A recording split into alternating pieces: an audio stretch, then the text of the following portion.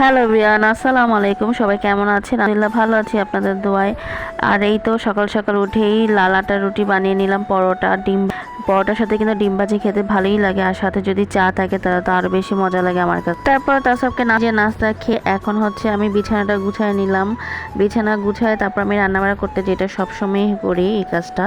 তারপর এখন কি রান্না করবো ভাবতেছিলাম, তো ভাবলাম ফ্রিজে অনেকগুলো সবজি আছে, তো সবজি দিয়ে রান্না করি আর কি। আর এখানে মুগ ডাল ছিল, তা আমি সবসময় মাসে মাসে মুগ ডালটা যখন আনে তখন আমি ভেজে রেখে দিই বক্সে করে। আর সবজি আমি কেটে নিচ্ছি, এখানে হচ্ছে মিষ্টি কুমড়া, ফুলকপি। আর দেখেন ফুলকপিটা ফ্রিজে রেখে কেমন ভালো হয়ে গেছে। তারপর ছিল হচ্ছে মূলা, আর ওই যে ফুলকপি আমি ছোট ছোট করে কেটে নিয়েছিলাম। তারপর মূলা দিব, তারপর হচ্ছে আলু, নতুন আলু ছিল, তারপর হচ্ছে বেগুন। সব কিছু মিলে আমি একটা সবজি রান্না করব। আর এখানে ফুলকপিটা আমি গরম পানির মধ্যে দিয়ে রাখছি, কারণ পোকা থাকলে পোকাগুলো বের হয়ে যাবে। আর সব সবজিগুলো আমি ধুয়ে নিলাম। এরপরে আমি রান্না করব। তেলের মধ্যে আমি এখানে 5 ফোড়নটার বাগার দিয়ে দিলাম, আর হচ্ছে রসুন পেঁয়াজ কুচি দিলাম। তারপর একটু ভাজা ভাজা করে নিব, আর বেশি ভাজবো না, তাই সেজন্য আর কি পানি দিলাম, না পুড়ে যাবে। তারপর এখানে হলুদ গুঁড়া, মরিচের গুঁড়া, লবণ, আদা রসুন দিয়ে ভালো মশলাটা কষায় নিতে হবে, যেন মশলার গন্ধ না থাকে। আর একটু জিরার গুঁড়াও দিয়ে দিছি। তারপর হচ্ছে মশলাটা কষানোর পর আমি এখানে সবগুলো সবজি দিয়ে দিব। তারপর ভালো মতো মিক্সড করে সেটা, তারপর আমি এখানে ঢাকনা দিয়ে ঢেকে দিব সিদ্ধ হওয়ার জন্য। আর এক চুলা আমি এখানে হচ্ছে সিম নিরামিষ রান্না করব, তো তেলের মধ্যে পেঁয়াজ দিয়ে দিলাম, রসুন দিয়ে দিলাম। তারপর হচ্ছে লাল লাল হলে পেঁয়াজটা, এখানে হলুদ গুঁড়া, মরিচের গুঁড়া, লবণ দিয়ে মশলা কষায় নিয়ে তারপর আমি এখানে সিমটা দিয়ে দিব। আপনারা যদি আলু দিতে চান আলুও দিতে পারেন। তো আমি এখানে এটা কষায় নিব। আর এদিকে এই যে সিদ্ধ হয়ে গেছে, সিদ্ধ হয়ে যাওয়ার পরে এখানে কাঁচামরিচটা দিয়ে দিলাম। তারপর অল্প পরিমাণ আমি পানি দিব, বেশি পানি দিব না। আর এই তো এখানে পানি দিলাম। তারপর হচ্ছে আমি পানি দিয়ে এখানে ঢেকে দিব আবার সিদ্ধ হওয়ার জন্য। তারপর এখানে যেটা মশলাটা কষায় আসছে সিমটা, তো এখানে কষানোর পরে আমি অল্প পরিমাণে দিয়ে দিব, আর এইখানে পানি দিয়ে দিলাম।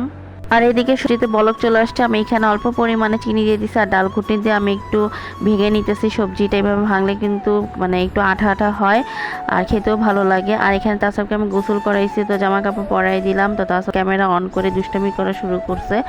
তো এই তো শীতের দিনে বাচ্চাদের কিন্তু স্কিন টান টান হয়ে থাকে, মানে আরও খুবই অবস্থা হয়ে থাকে স্কিনগুলা। তো ওকে আমি এখানে লোশন দিয়ে দিচ্ছিলাম, ভেজলিন দিয়ে দিচ্ছিলাম। তো রান্নাটা হয়ে গেছে সবজিটা। তারপর এখানে সিম নিরামিষটা আমি এখানে ধনেপাতা দিয়ে নামাই ফেলবো। আর এখানে ফ্রিজে 2টা পোয়া মাছ ছিল, তো ভাবলাম পোয়া মাছটা আমি চচ্চড়ি করে ফেলি, মানে ভুনা ভুনা করে ফেলে আর কি, কাঁচা টমেটো দিয়ে। আর এই তো এখানে পেঁয়াজ দিলাম, কাঁচাটা একটু ভেজে নিব। তারপর হচ্ছে হলুদের গুঁড়ো, মরিচের গুঁড়ো, লবণ দিয়ে ভালো মতো মিক্সড করে কষায় নিব আর কি। তারপর একটু পানি দিয়ে দিব, পানি দিয়ে দিলাম এই তো। আর মাছটার সাথেও মাছটা কষায় নিতেছিলাম। আর এই তো কাঁচামরিচ দিয়ে দিলাম। তো এইভাবে রান্না করলে কিন্তু একটু টক টক লাগে, খেতে ভালো লাগে। আমার কেন জানি ইদানিং কাঁচা টমেটো খেতে খুবই ভালো লাগে।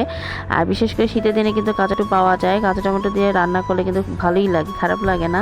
তো আপনার বাসায় ট্রাই করে দেবেন, মজা লাগে অনেক। আর এই তো পানি দিয়ে দিলাম। তারপর এই তো রান্নাটা আমার শেষ হয়ে যায়।